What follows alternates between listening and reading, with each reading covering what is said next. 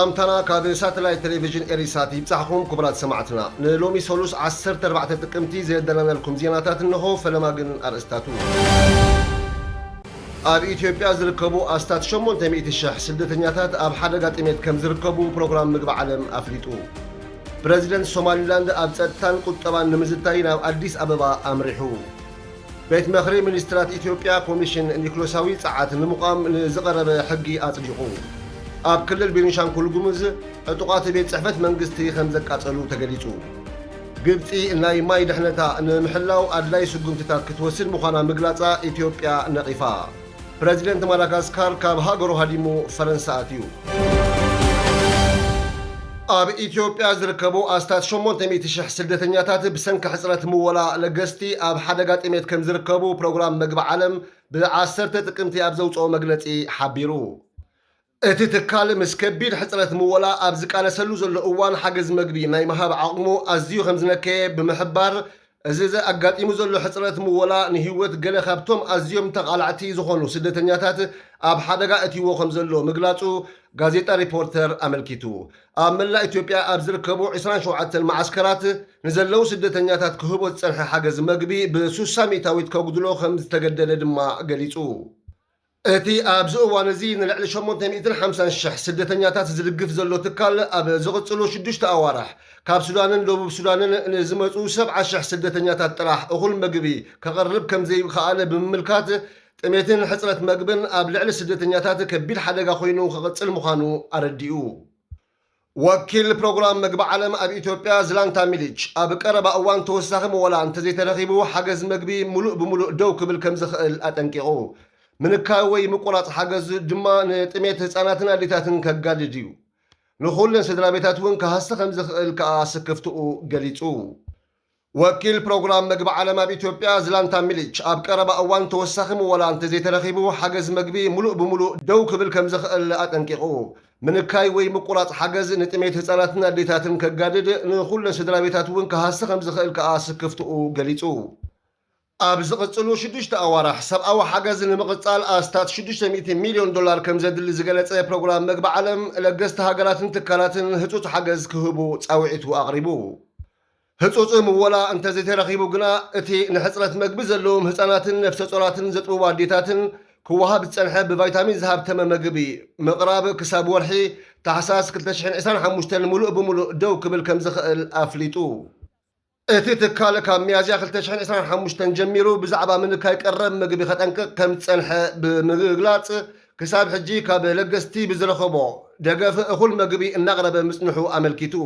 ካብ ጥሪ 2025 ክሳብ ጥቅምቲ 2025 ኣብ ዝነበረ እዋን ን4.7 ሚልዮን ተቓላዕቲ ኢትዮጵያውያን ሓገዝ መግብን መፅለልን ከም ዝገበረ እውን ሓቢሩ እዚ ኣጋጢሙ ዘሎ ቅልውላዊ ምወላ ውሕስነት መግቢ ኢትዮጵያውያንን ኣብ ኢትዮጵያ ዝርከቡ ስደተኛታትን ንምርግጋፅ ጥራሕ ዘይኮነ ብሰንኪ ድርቅን ለውጢ ክሊማን ክመፅእ ንዝኽእል ቅልውላውን ቅልጡፍ ምላሽ ንምሃብ ድልውነቱ ኣብ ሓደጋ ዘእቱ ምዃኑ ውድብ ምግቢ ዓለም ኣነፂሩ ብዘይካቲ ኣጋጢምዎ ዘሎ ፋይናንሳዊ ፀገማት ኩነታት ፀጥታ ክልል ኣምሓራ እውን ኣብ ምብፃሕ ረድኤት ዕንቅፋት ኮይንዎ ከም ዘሎ ድማ ጠቒሱ ፕሬዚደንት ርእሰ ምምሕዳር ሶማሊላንድ ዓብደልረሕማን መሐመድ ዓብዱላሂ ሲሮ ኣብ ጉዳይ ፀጥታን ቁጠባዊ ምትሕብባርን ዘተኮረ ዘተ ንምክያድ ሎሚ 14 ጥቅምቲ ናብ ኣዲስ ኣበባ ከም ዘምርሐ ንሚኒስተር ጉዳያት ወፃኢቲ ሃገር ብምጥቃስ ጋሮው ኦንላይን ሓቢሩ ሚኒስትሪ ጉዳያት ወፃኢ ሶማሊላንድ ብቋንቋ ኣምሓርኛ ኣብ ዝዘርግሖ ሓበሬታ እቲ ዑደት ኣካል ክልተኣዊ ርክብ ሶማሊላንድን ኢትዮጵያን ኮይኑ ብፍላይ ኣብ ዞባዊ ድሕነትን ቁጠባዊ ምዕባለን ምትሕብባር ንምሕያል ዝካየድ ዘሎ ፃዕሪ ምዃኑ ገሊፁ ብዛዕባ መገሻ ፕሬዚደንት ሲሮ ዝርዝር ሓበሬታ እኳ እንተዘይወፀ ምስ ላዕለወ ሰበስልጣን ኢትዮጵያ ብምርኻብ ኣብ ሓባራዊ ረብሓታት ክዛተዩ ትፅቢት ከም ዝግበር ዲፕሎማስያዊ ምንጭታት ይሕብሩ እዚ ዑደት እዚ ኣብ ቀርኒ ኣፍሪቃ ልዑል ዝኾነ ጂኦፖለቲካዊ ምዕባለታት ኣብ ዝረኣየሉ ዘሎ እዋን ዝካየድ ዘሎ እዚ ዑደት እዚ ኣብ ቀርኒ ኣፍሪቃ ልዑል ዝኾነ ጂኦፖለቲካዊ ምዕባለታት ኣብ ዝረኣየሉ ዘሎ እዋን እዩ ዝካየድ ዘሎ ኣብ ወርሒ ጥሪ 2024 ሶማሊላንድን ኢትዮጵያን ኢትዮጵያ 20 ኪሎ ሜትር ናብ ገማግም ባሕሪ ክትኣቱ ዘኽእላ ስምምዕ ድሕሪ ምፍርራም ካብቲ ንሶማሊላንድ ከም ሓንቲ ዞባ ዝርያ ፌደራላዊ መንግስቲ ሶማል ከቢድ ዲፕሎማስያዊ ወጥሪ ኣጋጢሙ ምንባሩ ይዝከር اتوتري امو داتا نايز حلف عامد 2024 بمنجونجنة بريزيدنت تركي رسيب طيب إردوغان بزتخاير سلساوي مرددا كم زهد زكريو بيت مغري منسترات إثيوبيا لو مع 4 تقيمت 2025 أب زكايدو مبل 4 شعات سروع أخيبو كوميشن نيكلوساوي صعات مقام نزقربه نلف حقي أطلقو زحدش حقي مس أهقراوي حقاقات تسانيو نسلماوي علاماتات نيكلوساوي سنكينة اتهاجر نممراحن موهادن استلالو مخانو تقليصو اتو كوميشن اب تبصحنت حيل الكتريك لمعات اندستري وحسنت مغبي اغلغلوت تعنا ساينسن مرمرن نزكايدو صعرتات ناي ممراحن موهادن حلافنت كوسل مخانو تحبيرو اب ورح مسكرم 2025 اثيوبيا روسيان كم اكل ناي تقدماي مينستر ابي احمد ابو موسكو عدت اب زكايدو الاوان زتبصح سفيح ناي متحببار سممع اب اثيوبيا ممنچوي نيكلوساوي صعات نمهنات سممع تفراريمن نيرن نتي سممع وانا دايركتور كوميشن اتوميكاوي صعات روسيا الكسيس نيكواتشوفن مينستر غديات وصاي اثيوبيا غيديون طيمطيوسن ب5 مسكرم 2025 كم زختموون يذكر كوميشن اتوميكاوي صعات روسيان حيل الكتريك اثيوبيان اب اثيوبيا ممنچوي نيكلوساوي صعات نمهنات زغبرو متحببار غبراو سغمت مخانو ينغر كوميشن نيكلوساوي صعات ببيت مغري منسترات دحر مقام قدامي منستر اثيوبيا ابي احمد نساندوكان دببه كوميشنر نايتي كوميشن غيرو خمس شمو بيت صحفت قدامي منستر حبيرو اتشمت كابلومي 14 تقمتي 2025 جميرو تغبراو خمس خون دما تفليتو اب اثيوبيا كلل بينشانغول غومز كتما بربر حربيت صحفت منغستي بعطقات كم استقاصله نبرتن سبسلطاننا يتخبابي غليصوم او وشت 3 اوارح بعطقات استقاصله كان اي بيت صحفت منغست مخانو دما تتقيسو اب غوربيت كلل اوروميا زنقساقس سراويت حرنت اورومو نتي ابتا كتما استفصم متكعتي خمس فصمون كسيسوم اتم عطقات ب10 تقمت 2025 ليتي اب رئيس كتما وردا دباطي بربر متكعت خمس فتصمو حلف بيت صحفت من معدار نايتا ختما منغستو يديسان كلت نبرتن بي بي سي حابيروم اتو منغستو اتستقاصل بيت صحفت ابيات صحفت وانا محدار قشت بربرن حلفي بوليسن كوم اون بيت صحفت سلف بالصقنان محبراو بيت فردن زحقف مخانو غليصو اب تقصري شدشت ابايتي خمس نبرو زغلص حلفي ات بيت صحفت بتبارع بيت صحفت وانا محدار تقشت بفولي كم زعنو غليصو نبرتي كالوت ابيات صحفت كاب مقصال كم زلحنون تحلافن نبرتن غليصوم اتي حدغا بارع زغاطمو بيت صحفت منغستي ناستات 4 عامتات اب اغلغلوت زصلح بيت صحفت مخانو تفليطو ابو زنبره نبرتن فايلاتن بملو خمس تهمخ خا اتو منغستو غليصو اتي زورد غدات نت بيت صحفت ملو بملو كاب اغلغلوت كم زوصو دما انصيرو منستر ماين صعاتن اثيوبيا نتي بريزيدنت غبصي عبد الفتاح السيسي ابز قرب اوان هاغراو ربحانان دحنت ماينان نمحلو الله يسغمتات كنوسدينا كبل زسمعو متنققتا كم زنصغو بي بي سي حبيرو منستر ماين صعاتن اثيوبيا نتي بريزيدنت غبصي عبد الفتاح السيسي ابز قرب اوان هاغراو ربحانان دحنت ماينان نمحلو الله يسغمتات كنوسدينا كبل زسمعو متنققتا كم زنصغو بي بي سي حبيرو ات منستري ب10 سلسته تقمتي ابزهابو ملسي غبصي انصار ديغا تحدثو تغبرو زلا وفري بمحيال غزيو بزحالفو سممع مغزاتي بزي حغاون لعلنتن بزتملون منغدي فلغنيل نمقوصصار تغبرو فتله قصيلاتو لاخبل وقيسو بريزيدنت غبصي عبد الفتاح السيسي اب كايرو اب استخايده غباء شامناي سمون ماي نعدمات بفيديو اب زحلفو ملختي غبصي اب دبلوماسياون عالم لخاون تكالات زيادة دما اب حبرات هاجرات امنت محدرا خم دخمت كوسد يبلون يلو ناتي اثيوبيا ديغا تحدثو ام محدر تختلو زل حلافنس زغدلو زبلو اكايدا هاجرو الى طاميرا خم زيت ريو دما اطنقيقو بريزيدنت غبصي بتوساخي اب اوان درقن وحجن متن كابت ديغا زفنو ماي نمقوططر نخلتين هاجرات تحتو تفاسس زساتفه قياد سممع خغبر صويعو اتسممع اب مونغو دليت لمعات هاجرات لعلوي تفاسسن هاجرات تحتواي تفاسسن كبقولات نمكلخال زهلو ميزان محلاو زخل بحتاوي امارات مخانو دما اغنزيبو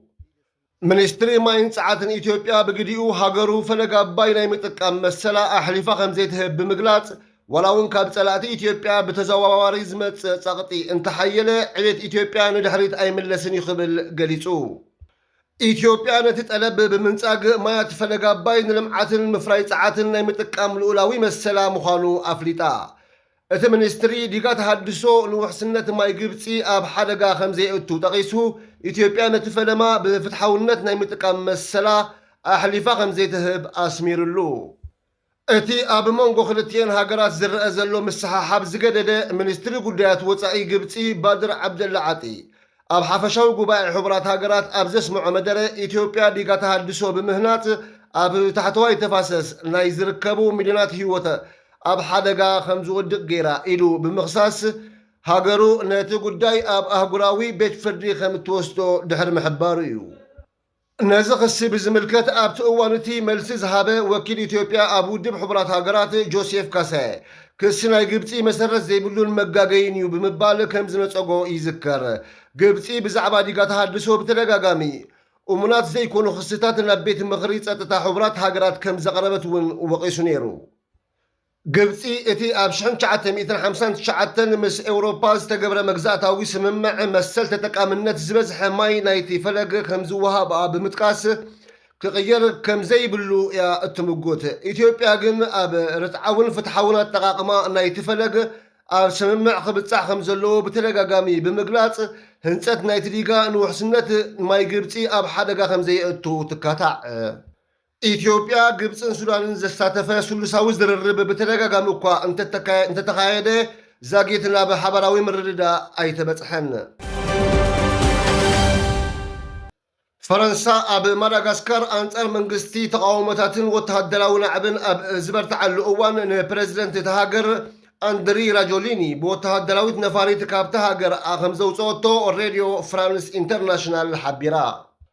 ፕረዚደንት ራጆሊና ንፈረንሳ ክወፅእ ዝኸኣለ ኣብ መንጎኡን ፕረዚደንት ፈረንሳ ኢማኑኤል ማክሮንን ድሕሪ ዝተገብረ ስምምዕ ምዃኑ ይግለጽ ይኹን እምበር ሰበስልጣን ፈረንሳ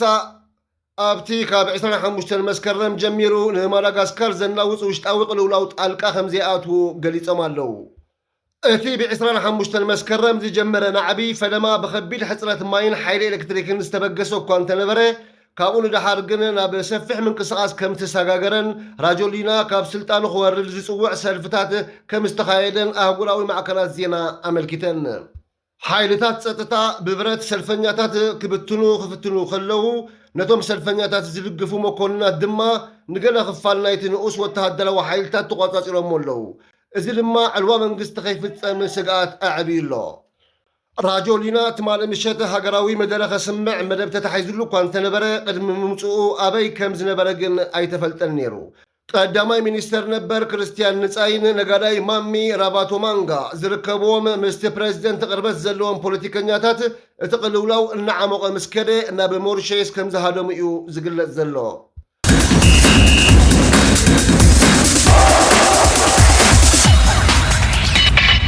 ዜና ስፖርት 14 ጥቅምቲ 2025 ይቕፅል ኬፕ ቨርደ ናብ ዋንጫ ዓለም 2026 ምሕላፋ ኣረጋጊፃ ኣስታት 550,000 ህዝቢ ዘለዋ ኬፕ ቨርደ ካልአይቲ ዝነኣሰት ሃገር ናብ ዋንጫ ዓለም 2026 ዝሓለፈት ተባሂላ ታሪክ ሰሪሓ ናብ ዋንጫ ዓለም ክትሓልፍ ድማ ንፈለማ ግዚኣ እዩ እቲ ዘገርም ድማ ኬፕ ቨርደ ኣብ ምድብ 4 መጻረዪ ክተካይድ ዝፀንሐት ኮይና ንካሜሮን በሊፃ እያ ሓሊፋ ኬፕ ቨርደ ንኢስዋቲኒ 3 ብባሎ ዝሰዓረት ኮይና ካሜሮን ምስ አንጎላ ማዕረ ምፍላይ ስዒቦ ነቲ ምድብ ብ23 ነጥቢ ብምምራሕ እያ ምሕላፋ ኣረጋጊፃ ኬፕ ቨርደ ካብ ኣፍሪቃ ሻልሸይቲ ካብ ዓለም ድማ መበል 22 ሓላፊት ሃገር ኮይና ኣላ ጋና ኣልጀርያ ግብፂ ቱኒዝያ ሞሮኮን ኣቐዲመን ዝሓለፈ ሃገራት ምዃነን ተፈሊጡሎ ቅድሚ ሕጂ ዝነኣሰት ናብ ዋንጫ ዓለም ሓሊፋ ዝነበረት ሃገር ኣይስላንድ ምዃና ዝዝከር እዩ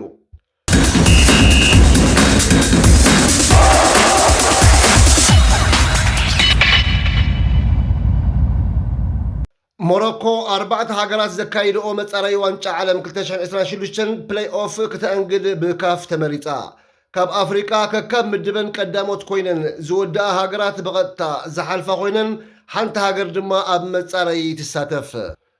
ናብቲ መጻረይ ሓንቲ ሃገር ንምሕላፍ ድማ 4 ሃገራት ካብ 9 ምድብ ዝሓሸ ነጥቢ ዘምጽኣ ይሳተፋ ነዚ ውድድር ክትአንግድ ድማ ሞሮኮ ተመሪጻላ ከም ዝፍለጥ ዋንጫ ኣፍሪቃ 2025 ኣብ ሞሮኮ ካብ ታሕሳስ 2025 ክሳብ ጥሪ 2026 ክካየድ እዩ መሸጣ ትኬት ዋንጫ ኣፍሪቃ 2025 ብ13 ጥቅምቲ ብወግዒ ብኦንላይን ከም ዝተጀመረ ካፍ ሓቢሩ ፕሬዚደንት ካፍ ፓትሪስ ማትሰብ ሞሮኮ ኣብ መሰረተ ልምዓት ትሕተ ቅርጽን ዘመናዊ ስታድዮማትን ዝሓሸት ሃገር ብምዃና ዋንጫ ኣፍሪቃ 2025 ዋንጫ ዓለም 2030 ክትዳሉ ዕድል ዝረኸበት ሃገር ከም ምዃና መጠን ተመራጺት ከም እትኸውን ከም ዝኸኣለት ገሊጹ ፖላንዳዊ ሮበርት ሌዋንዶውስኪ ኣብ ግጥም ኤል ክላሲኮ ናይ ምስታፍ ነገር ኣጠራጣሪ ምዃኑ ተገሊጹ ኣጥቃዓይ ክለብ ባርሴሎና ሮበርት ሌዋንዶውስኪ ክለቡ ባርሴሎና አንጻር ሪያል ማድሪድ ንዘለዋ ግጥም ኤል ክላሲኮ ብዘጋጠመ መጉዳእቲ ናይ ምስላፍ ነገር ኣጠራጣሪ ኮይኑ ከም ዘሎ ቢሶከር ሓቢሩ ቻምፒዮን ላሊጋ ስፓኛ 2024-2025 ዝኾነት ባርሴሎና ሌዋንዶውስኪ ማዕረ ክንደይ ግዜ ካብ ሜዳ ከም ዝረሕቕ ዕላዊ ገበረትን በዚ ድማ ኣብቲ 12 መዓልታት ጥራሕ ተሪፎ ዘሎ ግጥም ክርከብ ድዩ ኣይተፈልጠን ብመሰረት ሓበሬታ ሓካይም ግን ምሽምቓቕ ጨዋዳ ኣስታት ሓደ ወርሒ ካብ ሜዳ ከም ዝረሕቐካ ይግለጽ ግጥም ኤል ክላሲኮ ኣብ ሳንቲያጎ ቤርናቡ 26 ጥቅምቲ እዩ ክካየድ ዝሓለፈ ሰሙን ክለብ ባርሴሎና ብክለብ ሴቪላ 4-1 ድሕሪ ምስዓራ መሪሕነት ንክለብ ሪያል ማድሪድ ኣረኪባታ እያ ብራዚላዊ ወዲ 19 ዓመት ኤንድሪክ ናብ ክለብ ጁቬንቱስ ኢጣልያ ከምርሕ ከም ዝኽእል ተገሊጹ ብራዚላዊ ኮኸብ ተጻዋታይ ክለብ ሪያል ማድሪድ ኤንድሪክ ካብ እስፓኛዊት ክለብ ሪያል ማድሪድ ናብ ኢጣልያዊት ክለብ ጁቬንቱስ ኣብ ወርሒ ጥሪ ከምርሕ ድሌት ከም ዘለዎ ተፈሊጡ ናብ ሳንቲያጎ ቤርናቡ ካብ ዝፍርም ንድሓር ስሩዕ ናይ ጸወታ ግዜ ክረክብ ዘይከኣለ ብራዚላዊ ኤንድሪክ ብካርሎ አንቸሎቲ ይኹን ሕጂ ብዘሎ ጃቪ አሎንሶ ስሩዕ ናይ ምስላፍ ዕድላት ተነፊግዎ ብምህላው ናብ ሴሪኤ ኢጣልያ ክስተጋገር ድሌት ከም ዘለዎ ይንገር እዚ ኮኸብ ተጻዋታይ ኣብዚ ውድድር ዓመተ ስፖርት ምስ ሎስ ብላንኮስ ኣብ ላሊጋ ስፓኛ ይኹን ኣብ ቻምፒዮንስ ሊግ ኤውሮፓ ሓንቲ ጸወታ ክጻወት ኣይከኣለን ኣብ ሰሜን ኣሜሪካ ኣብ ዝካየድ ዋንጫ ዓለም 2026 ንሃገሩ ብራዚል ክጻወት ድሌት ዘለዎ ኤንድሪክ ናብ ክለብ ጁቬንቱስ ኢጣልያ ክኸይድ ድሌት ከም ዘለዎ ይግለጽ ክለብ ጁቬንቱስ ነዚ መንእሰይ ኣጥቃዓይ ንምፍራም ዝያዳ ተገዳስነት ዘለዋ ክለብ ኮይና ኣብ ጀርመን ስፓኛን ዝርከባ ካልኦት ክለባት እውን ኣብዚ ብሉፅ መንእሰይ ተጻዋታይ ተገዳስነት ከም ዘለወን ማዕከን ሓበሬታ ጎልኮም ሓቢሩ ክቡራት ተኸታተልትና ነዚ ሰዓት ዘደለናልኩም ዜናታት ኣብዚ ንዛዝም ኣብ ቀጻሊ ብኻልእ ትሕዝቶ ክሳብ ንራኸብ ድማ ሰሰናዩ ንመነየልኩም